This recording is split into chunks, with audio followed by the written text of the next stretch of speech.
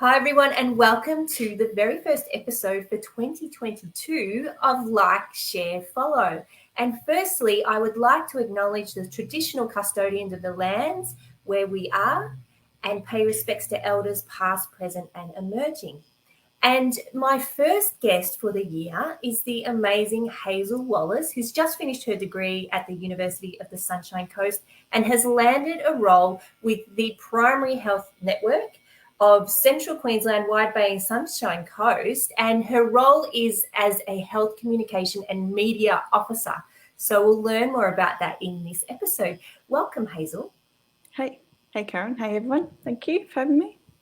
I'd also just like to acknowledge that I live and profit from the unceded land and rightful home of traditional custodians, the Kabi First Nations peoples. Thank you. Thank you. And so it's been a little while since you were in my class at USC, but you've just finished your degree. So tell me, what's been happening for you from when I last saw you at USC until now? Yeah, heaps. Hey, because I reckon it was about 2018 I took that social media content creation course. And through doing that, as you know, I ended up working with the Jonathan Thurston Academy for that assignment.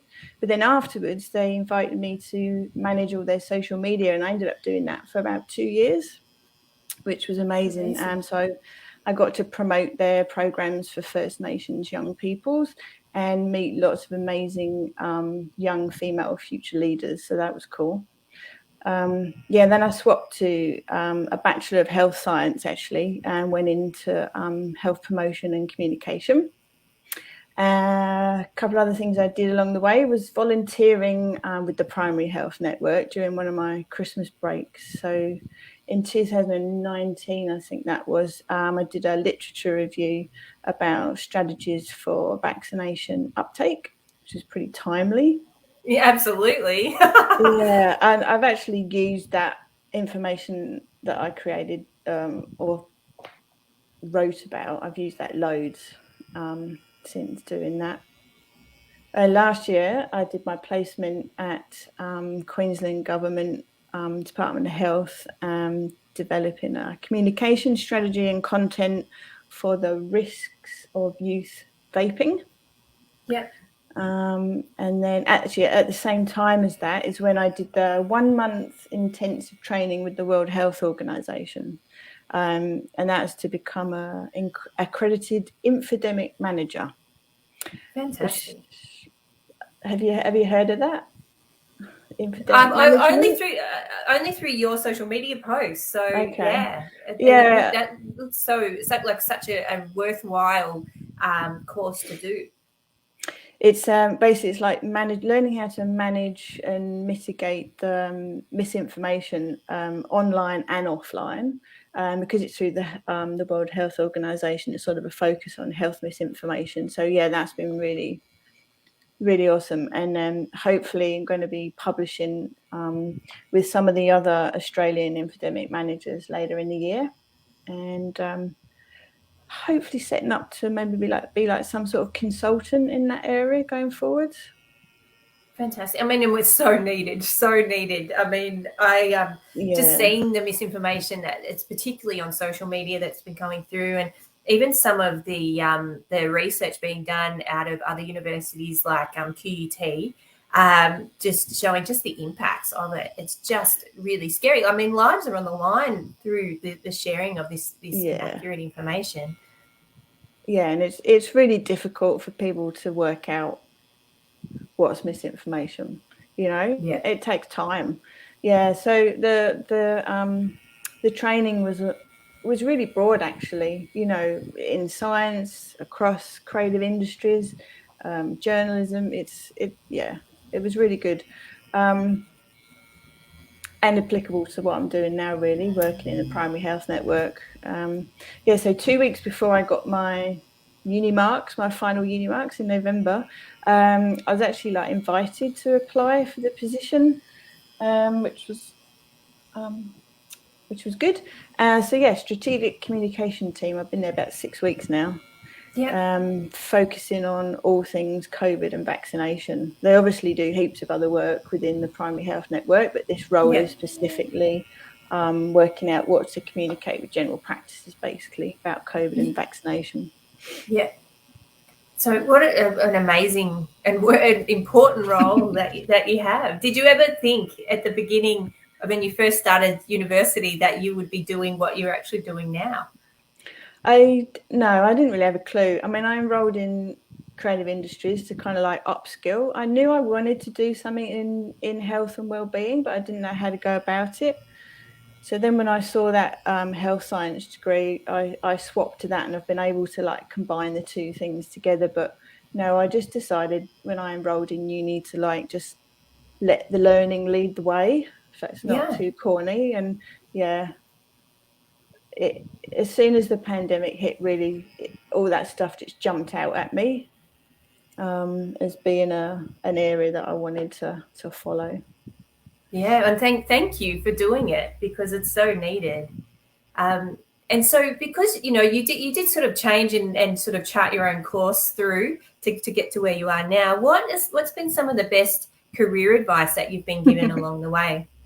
I've had a lot of career advice from the lovely Graham Matchett at USC there in the careers department. He reminds me fairly regularly that I don't have to know and achieve everything all at once. Because I was going there with so many questions. I'm interested in so many things. Could I do this or that? And he's like, just do something, just begin. And I'm like, yeah, just start somewhere and you feel a whole lot better. So that's been really useful to remind myself. And then Tina Pernat, who from the World Health Organization, she told me once to be prepared to use my skills and knowledge in ways I've not previously thought about. There's all sorts of jobs out there and roles and things that the world needs that I haven't got a clue about. So just be open and adaptable, I think. And I think about that quite a lot when I like making decisions about what to do next. Yeah, that is great advice. And so you've had experience with sort of two degrees while you're at USC. What has been some of the best stuff that you've learned and most useful information that you learned while you were there? I mean, I love everything about it. I just love learning. And first in my family to go to uni, 48, I've just finished my first degree. I got a lot out of learning about cultural humility and applying that to everyday life as well as work. But without a doubt, I think the most important thing was learning about the process of science, and whatever you produce, being credible, and how to apply evidence-based practice to everything I do, really. Having access to all, science research articles and learning all about that, how to access it, read it, understand it, critique it, that's really changed a lot for me. Absolutely. And not only are you like first in family, you just achieved amazing results. I saw on one of your social media posts that your GPA was off the charts. I am really privileged that I didn't need to do a great deal of full-time work, which really helped. And I think it's really important that students don't compare themselves to each other in regards to marks. I'm really happy with my marks. I got really surprised with myself early on. I got a little bit focused about what my marks were. But at the end of the day, what I've learned through doing the assignments, not just through that, but, the confidence that I've got through the whole process of learning is just, life-changing, really. Excellent. And now on the flip side of my previous question, what is something that you wish you'd learned at university that information or a skill that you need now in your role that you didn't learn? I wish there'd been a few more spaces for more electives because there's so many interesting things that I would have picked. I'd like to cover a bit more about fact checking. and social listening, and also maybe something like building chatbots, maybe some more technical skills in that regard. So originally I signed up to serious games, which has actually got a real place in infodemic management and health promotion. The gamification of content is a real growing field. So that would have been good. Yeah. Well, in social media monitoring and measurement, we look at social listening.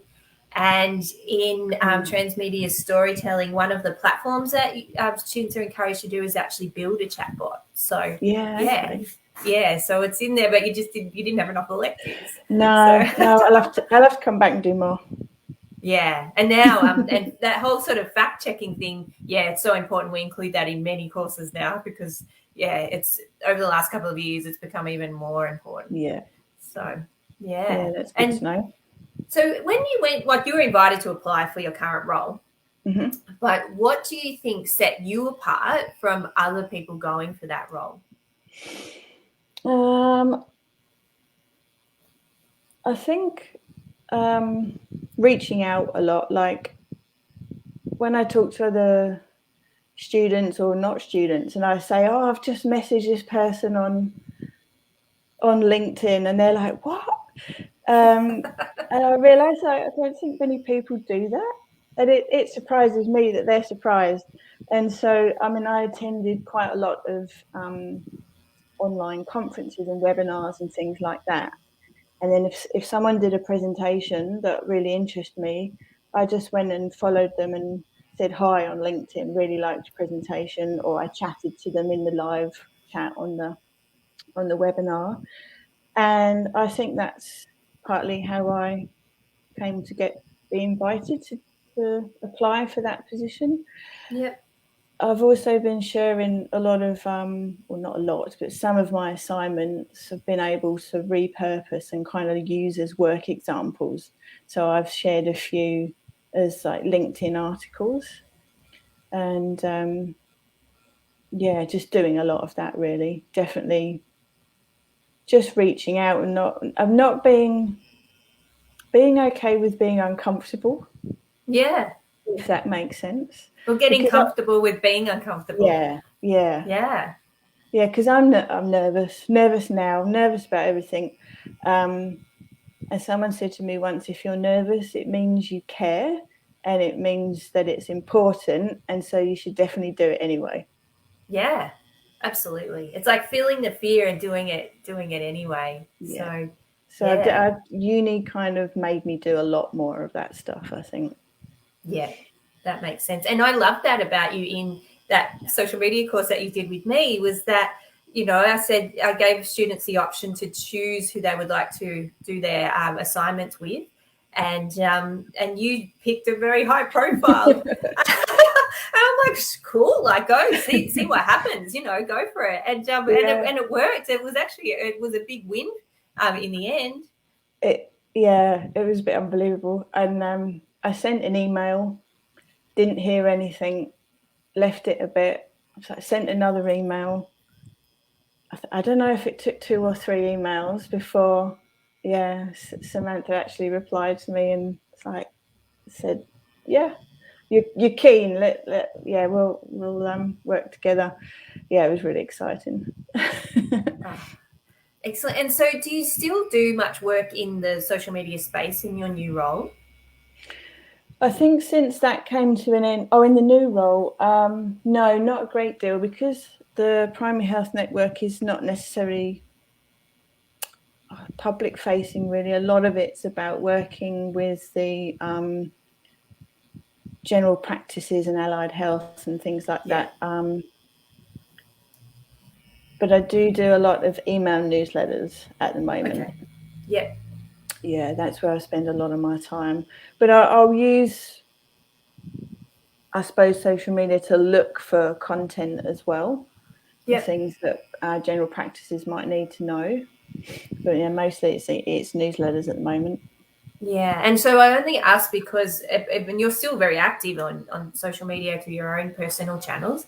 I wanted to ask, so what's something social media related that you have learned in the last couple of weeks that you could share?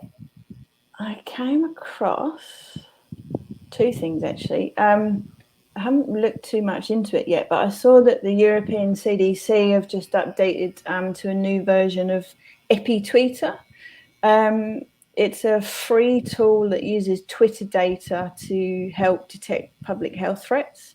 So I don't know if that's a little bit like social listening. I haven't had time to delve into that yet, but I thought that looked interesting. And the other thing was, I saw that Facebook, WhatsApp, and Who have partnered and just launched something called Free Basics. And it seems to be to help equitable access to health information and communication tools. Like whatever it is, it means that there's no data charges. So people that don't have access to the internet can actually have access to health information. So I thought, yeah, that's worth having a look at. Absolutely. That's great. And so maybe, I don't know if you could maybe tag or link some articles to those things in at the bottom of the post, or on even on LinkedIn would be great. So what advice would you give to other students or emerging professionals about how to succeed in their careers based on your experience?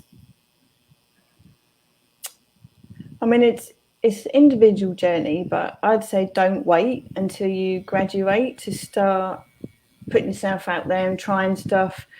I definitely recommend volunteering. I know it's really hard to find the time because uni is so intense and demanding and people have to work, but I think volunteering and putting your hand up helps you and other people, which is always good. Use LinkedIn lots. Like I've had heaps of success through just focusing on LinkedIn myself. I kind of went a bit quiet on other platforms and just focused on LinkedIn. And through doing that, like I would maybe do an assignment, come across someone's research that I really liked, and they'll go and look them up on LinkedIn.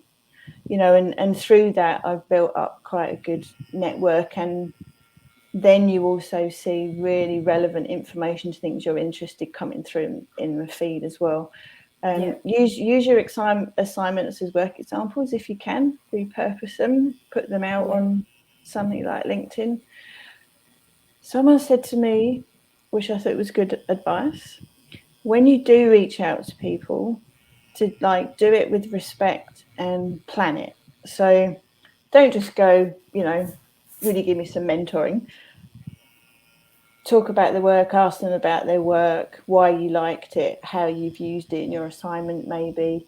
And then if they do agree to offer mentoring, go with questions, don't waste people's valuable time. People will give their time. It's really, I've had lots of people give me their time, which has been amazing, but I think you need to make the most of it and plan. Absolutely. And add value for them as well, not just ask them for things, particularly if you've never met them before. It's kind of rude. But it has been interesting how many people have been happy to chat with me when I've not been sure about maybe what elective or what direction to take next, and I've found someone whose work I find interesting. They have been happy to chat. Yeah, absolutely. And LinkedIn's a powerhouse. Like LinkedIn is an amazing way, particularly because it's a professional network. So you can just reach people and keep it on that professional level and learn from their content and get lots of people to see your content as well. So it's a really worthwhile platform, and I keep trying to encourage students to use it, but they don't use it as much as I wish they would. But I think in the creative industries, one of the first courses we had to set up a LinkedIn profile, and I kind of felt like a lot of students didn't really know what to do with it, especially when you're just starting out. But it's taken time for me to work out what to do with it, but I just keep coming back to it. And then over time, the longer I've been at uni, I've just been using it more and more, I suppose. But definitely had a lot of success with it. Excellent. And so tell me, who do you like, share and follow? I really like the there's this really awesome Indigenous-owned social change agency I came across called Carbon Creative in Brisbane. I reckon they're really worth a follow. They're doing some really inspiring work. I've found a group, I think they're an American group actually, I'm not quite sure, but they're called All Tech is Human, and really interested in what they're doing in regards to developing responsible and ethical tech. And I think they've got some kind of program that involves students as citizen scientists or something like that. So, yeah, I think they're going to be doing some really interesting stuff. And of course, I follow the WHO Infodemic Management Team and the WHO Academy. If anyone hasn't heard of the WHO Academy and Open WHO, have a look at that. And they're doing some really cool work in gamification of content as well. Excellent. And maybe you could tag them too in there, so people can follow too. Of course. Okay, that's great. So that brings us to the end of our interview. So do you have any final words of advice or wisdom to share with people watching? Nothing major. I think I crammed quite a lot in there. I'd say don't be worried about changing your mind, no matter what it is, whether it's a belief or a goal or a direction. Don't be afraid to change your mind and change direction. I definitely changed lots of things along my study journey, and the experience was better for it. Excellent. So thank you so much, Hazel. And we did have a comment. So Mohammed Yassin said, "Hi, Doctor and Hazel." So hi, Mohammed. Hi. That's great. And so Like, Share, Follow will return in 2 weeks. And the next guest on the show is Rebecca Griggs, and she is a COVID production assistant at Warner Brothers International. So that will be an interesting interview as well. So thank you to everyone for watching, and thank you again, Hazel. It was really great to chat to you, and congratulations on your academic success and your career success. Thank you. Thanks for having me. Thank you. Karen.